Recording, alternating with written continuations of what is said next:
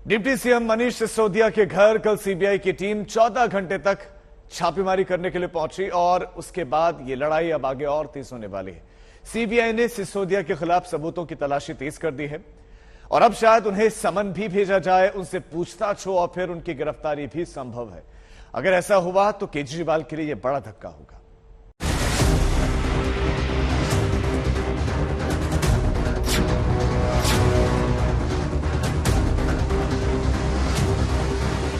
तो सीबीआई अपना काम कर रही है, उसे घबराने की जरूरत नहीं है। सीबीआई को हम अपना काम करने दें, उनको ऊपर से आदेश हैं कि भाई इनको तंग करना।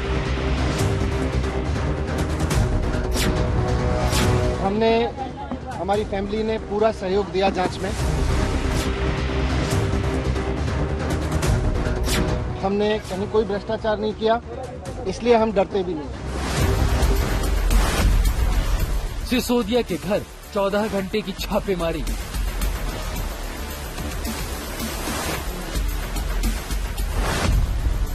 सिसोदिया के घर सबूतों की मेगा तलाशी।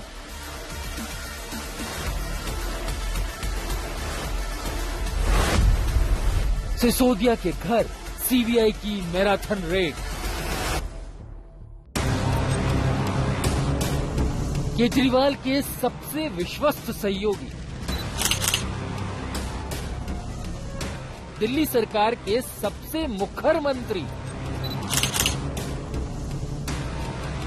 आम आदमी पार्टी के नंबर 2 मनीष सिसोदिया के सामने आग का दरिया और डूब कर जाना है।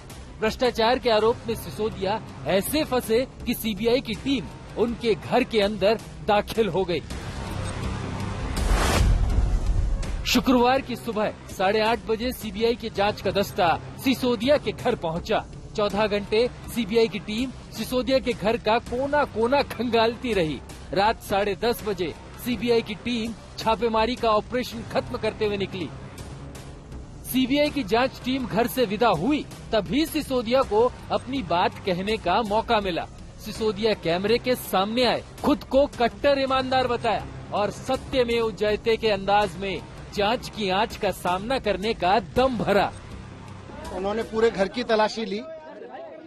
मेरा जो कंप्यूटर है वो भी सीज करके ले गए। मेरा फोन जो था पर्सनल वो भी सीज करके ले गए हैं। हमारी फैमिली ने पूरा सहयोग दिया जांच में और आगे भी जो जांच होगी इस पूरे मामले में हम पूरा सहयोग देंगे। हमने कुछ गलत नहीं किया, हमने कहीं कोई भ्रष्टाचार नहीं किया, इसलिए हम डरते भी नहीं हैं। हम जानते हैं कि सीबीआई का दुरुपयोग किया जा रहा है, सीबीआई को ऊपर से यूज किया जा रहा है, ऊपर से कंट्रोल किया जा रहा है।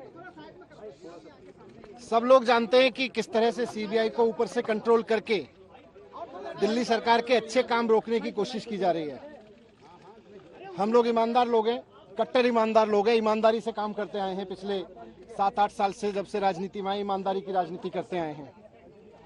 हमने कहीं कुछ गलत नहीं किया और आगे भी करते रहेंगे। सिसोदिया के घर सीबीआई की जांच में क्या हुआ, क्या मिला, ये जानने से पहले ये जान लीजिए कि जांच के दायरे में सिसोदिया कैसे आ गए। हम आपको पूरी चेन बताते हैं। सबसे पहले एलजी को शराब के ठेके के आवंटन में गड़बड़ी की शिकायत मिली। एलजी ने मुख्य सचिव से रिपोर्ट मांगी। रिपोर्ट में गड़बड़ी की पुष्टि हुई। रिपोर्ट के आधार पर एलजी ने सीबीआई जांच की सिफारिश की। सीबीआई ने शुरुआती जांच की।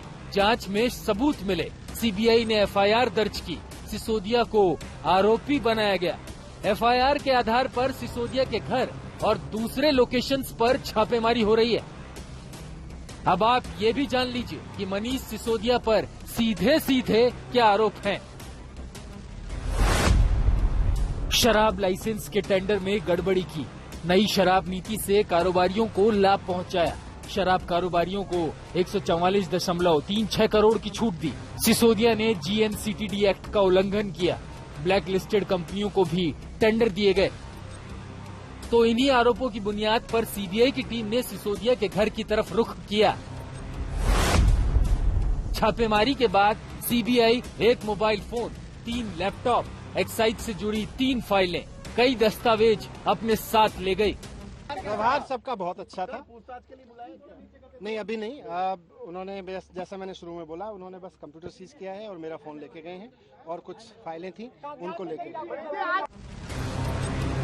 ये बात सिसोदिया भी अच्छी तरह से जानते हैं कि उनका सामना किन मुश्किलों से है।